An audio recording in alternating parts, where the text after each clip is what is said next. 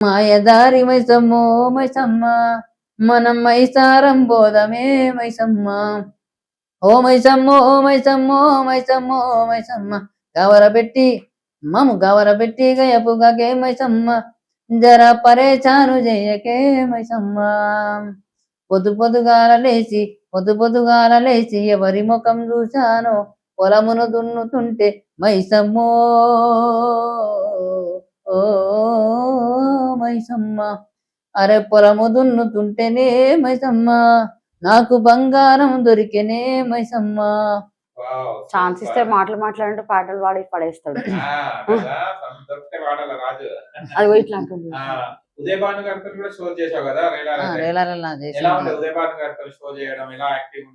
ఉంటే ఇక ధూమ్ ధామే సెట్లని గంత అల్లరి చేసేదంటే సెట్ వెనక ఎట్లుంటుండే అంటే నాతోటి మస్తు మంచిగా ఉంటుండే. నాకు రోజు ఆమె టిఫిన్ తీసుకొస్తే నా కోసం కూడా రోజు అంటే అక్క గుడ్డు తినేదన్నమాట రోజు అక్క. సో నా కోసం కూడా ఒక గుడ్డు తీసుకొని వచ్చేది. వాళ్ళ మమ్మీ కూడా అప్పుడప్పుడు వచ్చేవాళ్ళు కలిసేటోళ్ళు నాకు. అక్క ఈరోజు నేను ఇగో ఇట్లా మేకప్ అయినా అని చూపించేది అక్క. బొట్టు ఇగో కళ్ళున్నాయి ఇట్లుంటాయి. నాకు అక్క ముఖం నాకు చాలా ఎక్కువ గుర్తున్నది అంటే అక్క ముఖం. ఎందుకంటే ఇట్లా ముట్టుకొని మరీ చూపించేది అక్క. ఇట్లా పాప ఇట్లా బిల్ల పెట్టిన తర్వాత నేను ఇగో ఇట్లా ఇట్లా మెడలో నెక్లెస్ వేసుకున్నా. అంత క్లోజ్ నాకు అక్క. సో కాబట్టి నేను అక్కతోటి ఇంటికి కూడా పోయినా వాళ్ళ ఇంటికి. సో చాలా నాకు బాగా ఇష్టమైన అక్క. నాకు బాగా నచ్చిన మనిషి అంటే ఉదయభాను అక్క. ఫోక్ లో అంటే నాకు గోరెటి వెంకన్న, మా సుద్దాల శక్తి సార్, వందే మాత్రం సీన్ అన్న. ఇక మనదంతా ఇట్లా ఏక్ నంబర్ పాటలు ఉంటాయి కాబట్టి ఇట్లాంటి నాకు ఇది బరాబర్ సెట్ అవుతుంది అన్నమాట. సో రీసెంట్ గా వందే మాత్రం సీన్ అన్న తోటి మేము ప్రోగ్రామ్ చేసినాం. ఇక్కడ మన ది బిగ్ ఫోక్ నైట్ అని ఒక ప్రోగ్రామ్ పెద్ద షో చేసినాం లాస్ట్ టైం ఆగస్ట్ ఎల్బీ స్టేడియంలో.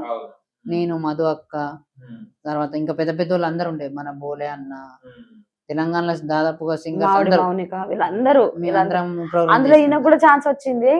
మేము బాగా హ్యాపీగా ఫీల్ అయినాము. తర్వాత ఈ షో అయిపోయినాక అనుకుంటా కదా, ఈ షో అయిపోయినాక మధుప్రియ గారి బర్త్డే కూడా మేము పోయినాం అందరం కలిసి. మళ్ళీ ఒక్కసారి ఆ జ్ఞాపకాలు గుర్తొచ్చినాయి, మళ్ళా రీకనెక్ట్ అయింది. అప్పుడు అంటే అరే తమ్ముడు చిన్నది అయితే మేమిద్దరం ఒకటేసారి వచ్చినాం దాదాపు. ఎందుకక్క నువ్వు బక్కగుంటావు అంటే, మా తమ్ముడు నేను అంతే, బక్కగున్నోళ్ళు గట్టిగుంటారు నీకేం తెలుసు అంటది. మంచి చాలా ఆమె కూడా వాళ్ళ ఫ్యామిలీ ఆమె కూడా మంచి క్లోజ్నెస్. అంటే ఇట్లా మా ఫ్యామిలీ వాళ్ళ ఫ్యామిలీ అని ఉండదు, ఇక మంచిగా ఇంటోళ్ళ తీరు మాట్లాడుకుంటాం అన్నమాట. ఎప్పుడు ఫోన్ చేసినా ఎప్పుడు ఇది చేసినా కూడా ఏమన్నా నాకు వచ్చేది ఏమన్నా ప్రోగ్రామ్స్ ఉంటే నాకు బరాబర్ చెప్తారు. వాళ్ళ ఫ్యామిలీ నుంచి ఎవరో ఒకరు ఫోన్ చేస్తారు. ఫోన్ చేసి నువ్వు రావాలరా తమ్ముడు అంటే ఇక నేను వెళ్ళిపోతా. అలల మీద సాగేటి నావరా, అలల మీద సాగేటి నావరా, నన్ను పూల మీద నడిపే తోవరా, అమ్మ తప్ప నాన్నకు సరితూగునెవరురా, అమ్మ తప్ప నాన్నకు సరితూగునెవరురా, మా నాన్న మనసు అమ్మ ఓలే అమృతమేరా, నాన్నరా నాన్నరా నాన్నరా మా నాన్నరా. ఈ పాట చాలా మందికి తెలియదు కానీ ఈ పాట కూడా పాడింది. ఈ పాట కూడా పాడింది. ఇంకొక ఆమె ఫేమస్ అయిన పాట అంటే ఆడపిల్ల. ఆ తర్వాత ఇంకో పాట తెచ్చి పెడితే తిని కూర్చుంటావు, తిన్నది ఎరగక పంట అని అంటావు బాబో వద్దుల బాబో, ఒక్క ప్రశ్న అడుగుత చెప్పుతావా బావా. ఇట్లాంటి పాటలు అయితే కొంచెం పాపులర్ అయినాయి బాగా. తెలంగాణకు సంబంధించిన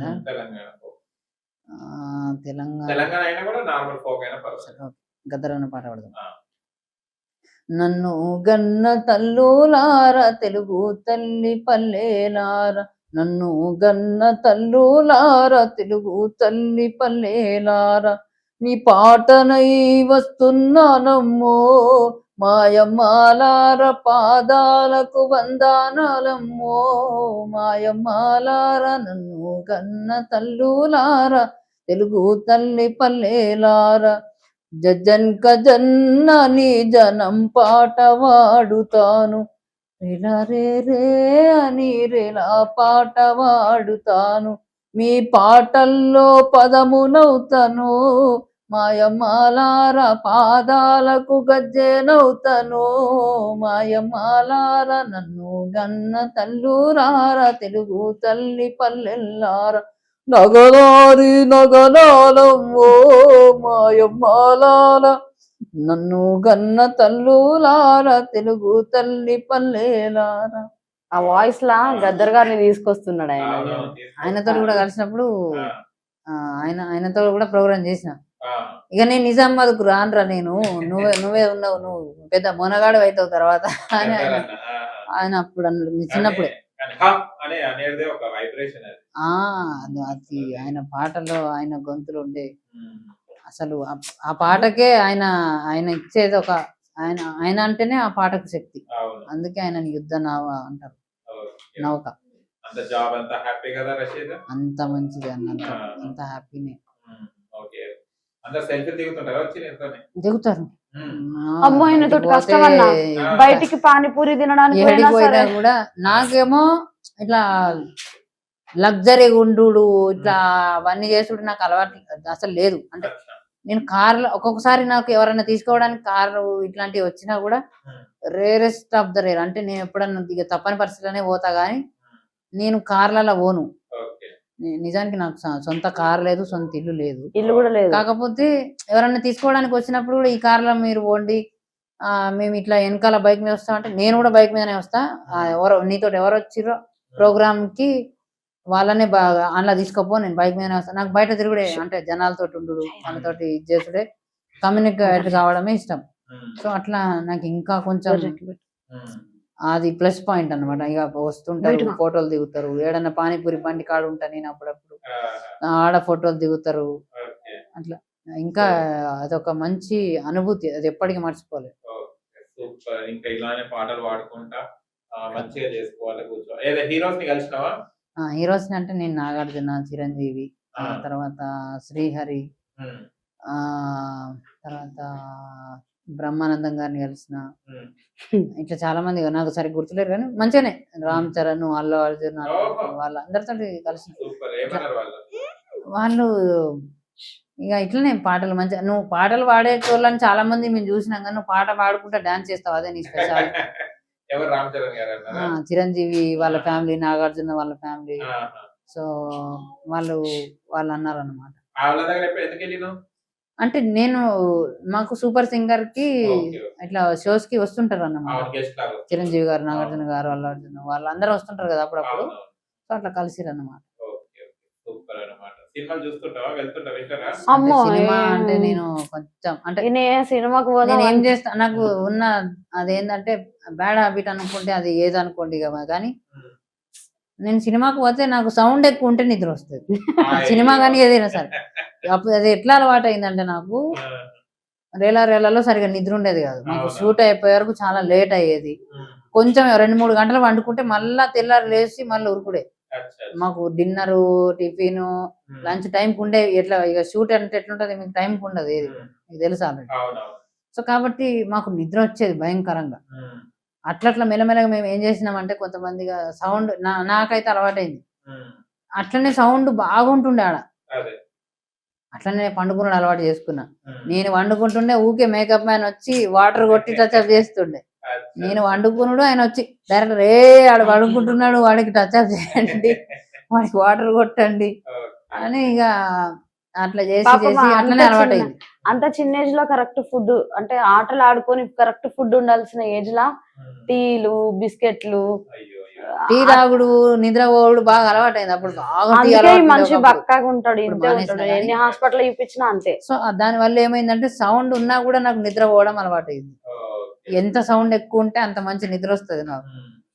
నేను సినిమాకు పోదామంటే ఇదే పని చేస్తాడన్నా, నువ్వు సినిమా చూడు, నేను పండుకుంటా, ఏమనుకోకు, జరా నీ కోసం వస్తా అంటాడు. తర్వాత నేను స్టోరీ తెలుసుకుంటా ఈమెతోటి, ఆమె మంచి స్టోరీ మంచి సంక్రాంతికి ఎక్స్ప్లెయిన్ వస్తున్నాం చేస్తుంది, సినిమా లాస్ట్ కు మేమిద్దరం పోయింది. స్టోరీ మంచి ఎక్స్ప్లెయిన్ చేస్తుంది. ఆహా. ఇక నేను సౌండ్ అంటే తర్వాత నేను ఏం చేస్తా అంటే నా ఫోన్ లో కానీ హెడ్ ఫోన్స్ పెట్టుకొని సౌండ్ దాంట్లో అంత రాదు కదా, అవునవును. మంచిగా ఉంది నాకు స్టోరీ నచ్చింది ఈమె తోటి చెప్పింది నాకు నచ్చింది అంటే తర్వాత పెట్టుకొని తర్వాత నేను చేస్తా.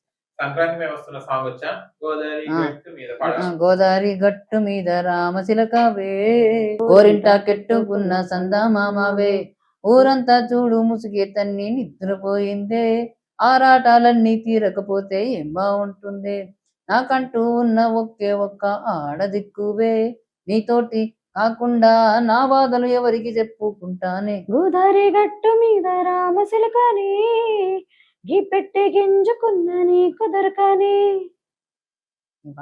సూపర్. ఓకే. మీసాల పిల్ల మీసాల పిల్ల పిల్ల అది కూడా అంత వచ్చలే కానీ వితౌట్ మ్యూజిక్ కష్టం. అవునా? క్యా బేటా? ఓకే సూపర్ అండి, చాలా మంచిగా పాడుతున్నారు. అండ్ ఇంకా ఏంటిది అంబిషన్ ఏంటిది రషీద్ ఇది? ఇంకా నా అంబిషన్ అంటూ స్పెషల్ గా ఏం లేదన్న ఇప్పుడు, ఎందుకంటే ఆల్రెడీ ఎంతో కొంత ఒక జాబ్ చేస్తున్నా. సో అంబిషన్ అంటూ ఇంకేం లేదు. మంచి పేరు సంపాదించిన, ఎంత పేరు సంపాదించినా కూడా నేను జనం మధ్యలో ఉండాలి. ఆ పాట ఉన్నంత కాలం, నేను బతికినంత కాలం పాట కోసమే నేనుంటా, నా కోసం జనాలు ఉంటూనే ఉంటారు. Super super. నువ్వమ్మా? నాకు ఉందన్న ఏదో ఒక రోజు ఈ నాకు ఈయన డ్యూటీలు ఈయన ఇదంతా డిస్టర్బెన్స్ చూస్తే బాగా బాధ అనిపిస్తుంది. నేను మా పాపను కరెక్ట్ గా చూసుకోవాలి, మాలాంటి ప్రాబ్లమ్స్ పాపకు రావద్దు, దానికి బెస్ట్ లైఫ్ ఇవ్వాలి. ఆయన కూడా ఎప్పుడు నా దగ్గర ఉండాలంటే నాకు జాబ్ రావాలి. నాకు అదేందో అది ఆ స్వార్థం అట్లా ఉండిపోయింది. ఆయన దేవుడా నాకు గవర్నమెంట్ జాబ్ వస్తే మా ఆయనని కష్టమో నష్టమో అది ఎట్లనో అట్లా ఇచ్చేసి నేను మా ఆయన నా దగ్గరకు తెచ్చుకోవాలని నా ఆశ అన్న. ఎందుకంటే ఆయన ఒక కాడ నేను ఒక కాడ ఉండడం నాకు కొంచెం అది చాలా అంటే చాలా కష్టం, నరకం అన్నది.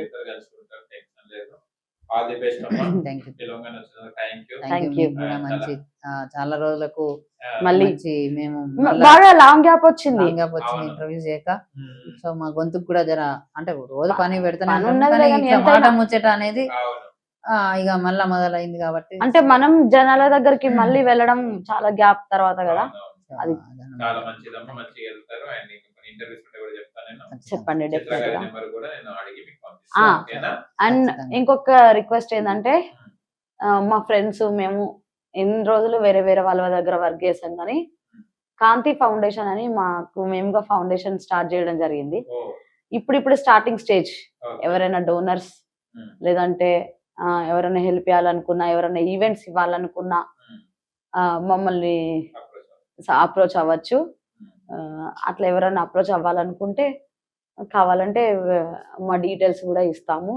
కానీ ఏదో మాకు మేము చేస్తున్న ఈ యొక్క కార్యక్రమానికి సహాయంగా ఎవరైనా మాకు హెల్ప్ చేయాలనుకున్నా ఒక డోనర్ అంటే మేము చేసేది ఎట్లా అంటే మేము మా కోసమే అని కాదు, ఇంకా ఎవరైనా ఉంటే ఎవరైనా కష్టకాలంలో ఉంటే ఎవరన్నా ఇక ఇట్లనే చెప్పిన కదా ఇంట్లో ప్రాబ్లమ్స్ వల్లనో వాళ్ళకి మనీ అందకనో అట్లాంటి వాళ్ళు ఎవరైనా ఉంటే వాళ్ళని తీసుకొచ్చి వాళ్ళకి ఎగ్జామ్స్ రాపియడము, వాళ్ళకి చదువు అంటే వాళ్ళకి చదువు కావాల్సిన ఏర్పాట్లు చేయడము, షెల్టర్ అంటే వాళ్ళకి షెల్టర్ లేకపోతే అట్లాంటివి చేయడము చేద్దామని డిసైడ్ అయ్యి మా ఫ్రెండ్స్ మేము ఈ డిసిజన్ తీసుకోవడం జరిగింది. స్టార్టింగ్ స్టేజ్ ఆల్రెడీ రిజిస్ట్రేషన్ అవన్నీ అయిపోయి ఇంకా మేమందరం ఈవెంట్స్ చేస్తాం కాబట్టి ఫస్ట్ ఏదైనా ఈవెంట్స్ వస్తే దాంతో అక్కడ మాకు వచ్చిన కాంట్రిబ్యూషన్ తోటి ఇంకా ఫర్దర్ ఏమైనా చేయాలనుకుంటే చేయాలని సపోర్ట్ చేయండి వీళ్ళకి. అండ్ వచ్చిన థ్యాంక్ యూ. అండ్ ఇంకా మరి ఇంకా లైఫ్ లో ఇంకా శిఖరాలకు ఎదగాలని కోరుకుంటున్నాను. Thank you.